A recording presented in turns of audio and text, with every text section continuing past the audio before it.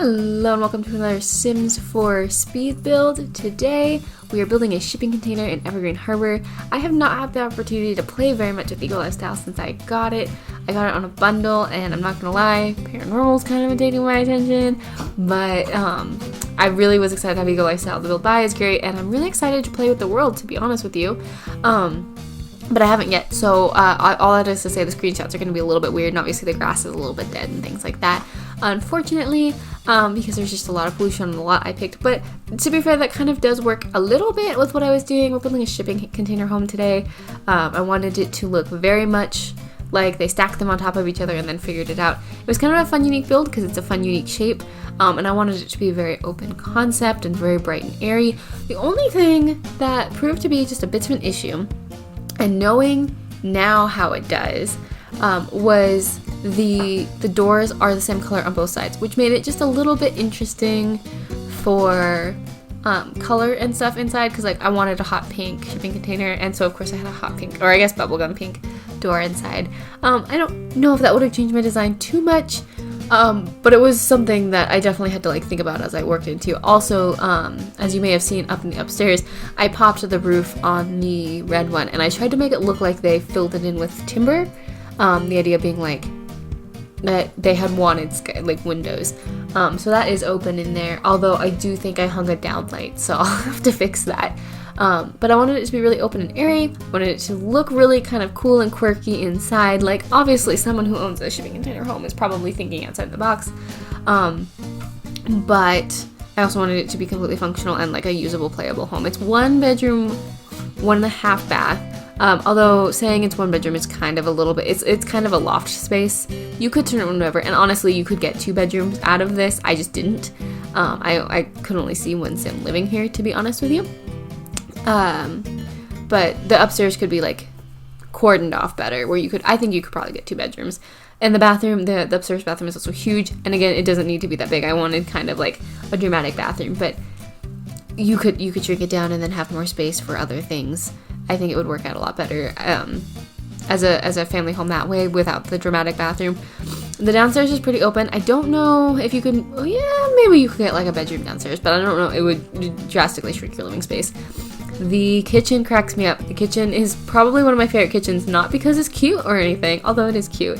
Not because it's cute or anything though, because I was trying to see if the Dream Home Decorator oven and stove could stack. I couldn't remember if it could or could not, so I needed to test that out. And they don't. But in testing different like oven stove combinations, the sim that I initially lived on this lot, she sort of burned to death. It wasn't intentional. She burnt down like a good portion of the kitchen too. I think I left the footage in. My intention was to leave the footage in, so you'll see that. So when you download this lot off the gallery, which theoretically it should be going up soon, I'm still working on gallery nonsense, but eventually I will be able to put my build up in the gallery. When it goes up in the gallery, there is an alien, whatchamacallit, on the, I think it's upstairs on the bookshelf. I don't remember exactly where I stuck it. That's her. I felt really bad like deleting her gravestone or like not having it on the lot because she sacrificed for the lot. I also didn't realize she was an alien until she died, and I was like, what is that? Oh, that's her tombstone. So that was one of my better moments. I literally laughed so hard someone came into my space though and was like, are you all right? No, I'm not okay. You're not gonna believe what just happened. And they didn't care quite as much as I did, but I found it freaking hilarious. I found it so fun. I also really like getting more serious about the build, the color palettes in here. I went downstairs with a lot of, what would you call it? Like kind of a periwinkle almost. Here it is, see? This is me trying to figure out how to save it. I was quite annoyed. There's her little tombstone. I set it aside to be able to put it in the house, and then I had to start over with the kitchen. Anyways, I went with sort of a periwinkle and pink theme down here with a little bit of soft greens, basically just pastels down here.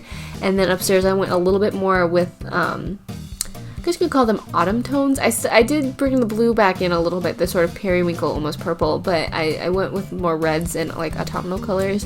And I went with a little bit more of an artist space, kind of, I guess more of a chill space upstairs as well, like a nice sitting area and some yoga space, more of like a done with your day kind of space. Really enjoyed this build though. I've wanted to make a shipping container build for so long, and then when Eco Lifestyle came out and it had all this stuff, I was like, but I was also like a little bit unemployed. Story of my life, just a little bit unemployed. But now I'm gainfully employed and was able to do a bundle. I'm really excited to have this stuff. You will probably see more shipping container builds on the channel because I really enjoyed doing this and I really want to do it again because it's really fun to just stack them and then see what shape you get and then go, okay, I have to figure this out. If you hear whining, it's Watson. He just tried very hard to interrupt that whole set of statements. He's fine. He's particularly mad because the door is closed, and that means he cannot come and go at will. I also tried to keep it a little bit more minimal with the decorations in this build. I wanted it to be more downloadable. I actually play on a laptop, and I play on a pretty beefy laptop, so I do okay with a lot of builds, but even I started to notice with like all the packs and things, there's a lot more glitching, and a little bit of slow down in the loading and stuff, and so I wanted to keep it a little bit more minimal so that it was a little bit more downloadable, and also I just thought this would be a little bit more of a minimal space. I think possibly my favorite place in this house though is the office nook. Actually, that's untrue. I think the living space is possibly my favorite because I got to build like a custom little like, what would you call it? TV situation. Words are hard, and today words are especially hard for reasons that I don't fully understand. Watson is still okay, he's still just yelling. I don't know if this mic will actually pick it up, but he is yelling quite loudly and intently at me right now. I like the open shelving. So I read an article recently that said open shelving was not going to be a trend very much longer, that it was not going to stay around. And I will say, it's probably not very practical. I do not have open shelving in my kitchen, and I probably wouldn't opt to put open shelving in my kitchen because I'm a pack rat. Just fully, like, I can't even hide that. I'm just fully a pack rat. But I like the idea of it. The other thing too is like, what happens if all your dishes are dirty? Then your decor is just gone. Unless they're like fake dishes, but then like, what's the point of having them? Like, Marie Kondo, is that bringing you joy? I don't know. Open shelving is very cool, and I like doing it a lot in The Sims because I think it's really pretty, but I don't think it would work for my little hoarding heart. That being said, I've talked for quite a few minutes now, and I think you guys might enjoy just watching the build with some nice soft music. I hope you're having a great day. I hope you're having a great week. I hope you're feeling very, very loved today, and in the event you are not, please know that I love you with all my heart, and I'm glad you're here, and I'm glad you exist, and I'm glad you make the world a better place by being you, and I hope you are having a good day, and I will see you all later.